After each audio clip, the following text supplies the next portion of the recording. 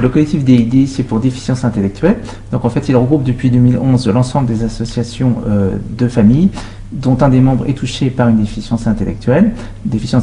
a priori d'origine génétique, mais qu'elle soit diagnostiquée ou non. Et donc ce regroupement a pour but en fait de travailler sur toute une dimension transversale de l'accompagnement des personnes déficientes intellectuelles, qui soit pas seulement autour de la santé, mais aussi donc vers l'amélioration de la qualité de vie de la personne, et puis aussi de toute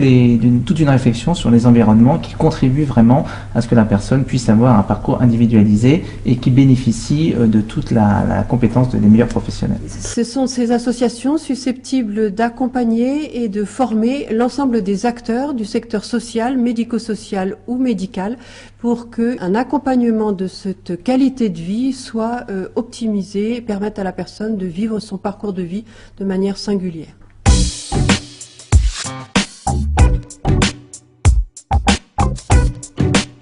Alors le collectif a beaucoup travaillé effectivement sur qu'est-ce que c'est que cet accompagnement optimisé de la personne déficiente intellectuelle. Il y a eu parallèlement à ça donc la création des centres de référence, puis maintenant de la filière déficience. Et le collectif donc travaille avec effectivement les professionnels, travaille aussi avec d'autres associations comme l'UNAPI ou l'Alliance Maladie Rare pour finalement créer toute une série de propositions en fait pour les personnes déficientes intellectuelles. Alors en 2016, tout ça effectivement peut véritablement se concrétiser, à la fois parce qu'il y a une filière déficience qui a effectivement plus de ressources, et aussi parce qu'il y a une expertise collective donc qui est réalisée par l'INSERM à la demande de la CNSA, qui va reprendre un petit peu tout ça et promouvoir des recommandations pour les personnes déficientes intellectuelles. Et ce que nous souhaitons effectivement en 2016, c'est que ces recommandations ne restent pas bien sûr lettres mortes, mais soient vraiment suivies des faits pour les personnes. L'objectif que nous poursuivons, c'est également d'élaborer un livre blanc de la déficience intellectuelle qui sera présenté à l'ensemble des acteurs,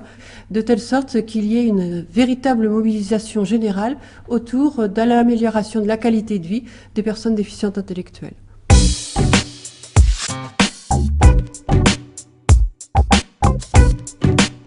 Alors le calendrier, c'est effectivement la publication, la présentation des recommandations dans l'expertise collective de l'INSERM le 1er mars, qui va, on l'espère, donc changer un petit peu le paradigme sur les personnes déficientes intellectuelles, puisqu'elle présente vraiment les personnes déficientes intellectuelles non pas seulement avec leur déficience cognitive, mais vraiment comme des personnes qui ont besoin d'un soutien et qui ont besoin d'un programme de soutien, et donc avec des dimensions d'évaluation importantes pour qu'elles puissent elles-mêmes être moteurs de leur parcours de vie et bénéficier d'accompagnement de professionnels et de structures qui leur permettent véritablement d'aller vers l'autodétermination. Il s'agit pour l'année 2016 de créer une réelle mobilisation de tous les acteurs, qu'ils soient de la sphère scientifique, médicale, médico-sociale et sociale, de telle sorte qu'ils nous fassent des propositions pour coordonner le parcours de vie de ces personnes qui jusqu'alors étaient perçues comme des personnes déficitaires avec des incapacités auxquelles il fallait proposer des institutions et